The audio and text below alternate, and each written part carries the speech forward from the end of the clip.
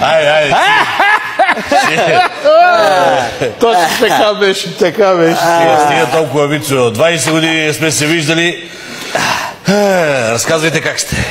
Какво да разказвам? Аз нищо особено. Имам 15 хотела. По Черноморието, имам по планината. Аз обичам природата много. Гледам да развивам. Като видя някъде гора, видя някакви ливада, поляна, детска площадка, гледам да строя веднага. Аз пък инвестирам в футболни отбори, в спорта, хазарта, трансфери на футболисти зад граница, трансфери на танцорки зад граница, въобще инвестирам в таланти зад граница. Аз много по-скромно. Първо инвестирах така в едни медии, после в депутати, ама ми писна. Сега директно инвестирам в съдебната система, така в цели нови партии. Аз не искам никой да обидя тук, нали? Но мисля, че сега съм най-богат от всичките, защото имам 5 деца, всички са милионери, всички са в чужбина. Възглавницата си я тъпча с $100 банкноти. Не мога да заспя на друго. Не ме лови. На монетки не можеш, убива. Не. Не искам да те обиждам, ама това нищо не е. Аз вместо туалетна хартия ползвам с извинение $100 банкноти. И аз не искам да се хваля, но скоро си купих оригиналната картина Мона Лиза Барабар с Лувъра. Това не е нищо. Аз купих самата Мона Лиза, балсамирана. Аз пък купих мумията на Георги Димитров.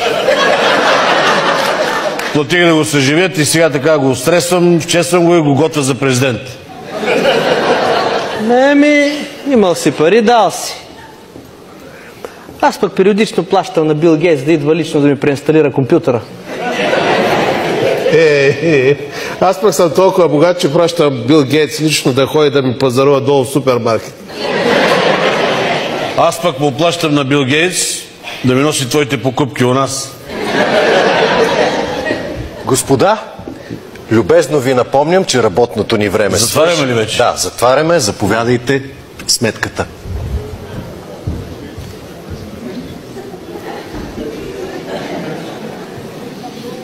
$499,50 лева. Аз бих му оставил едни 500 лева, ама той дали ще има ми върне. Ако искате, вие платете, де. Аз не мога. Нямам дребни. Аз съм си забравил пък куфърчето с кредитните карти. Айде. Добре, сега аз ли да плата? Знаете, че някога аз бях толкова беден, аз возех се в тролей. Ти си имал пари за тролей? Аз ходех пешна работа. Ти си имал работа? Аз бях безработен, спях по улиците. Ти пак си спал. Аз никога през живота си не съм спал. Просто написквам малко с вода и тръгвам пак. Ти си имал чешмяна вода? Ние бяхме толкова бедни, че чакахме да завали и събирахме водата от локвите малко. Аз пък събирах незагасените фасове по улицата и ги мятах в печката да се отопляваме. Ма вие сте били на широко, имали сте място за печка. У нас беше толкова тясно, че като ходех прав, главата ми опираше в тавана. У нас беше толкова тясно, че краката ми опираха в тавана. Вие сте имали къщи. Моята детска стая беше курлика при кокошките, а млякото го пиех с вилица да пестя. Цивоугодник. Ние бяхме толкова бедни, че ходих по ресторантите да облизвам пръстите на хората, които са яли. Това нищо не. Ние бяхме толкова бедни, че износвах дрехите на дядо. Ние бяхме толкова бедни, че аз износвах дрехите на баба ми.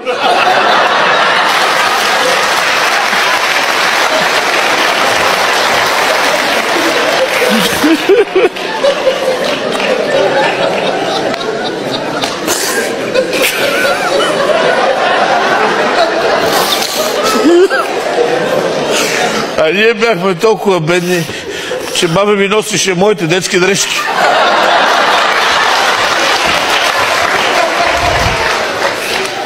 Моля ви се, господа, предупредих ви и времето ни свършва. Ако обичате сметката. Сетих се, аз съм оставил лампата да свети. Електромера върти. Аз отивам да му помогна с гасенето на лампата, че електромера му върти. Чакайте, вие имате вид на заможни господа. Не дайте така. Ако всеки път си плащахме сметката, нямаше да сме заможни сега. Ти как мислиш, ще става богат? А?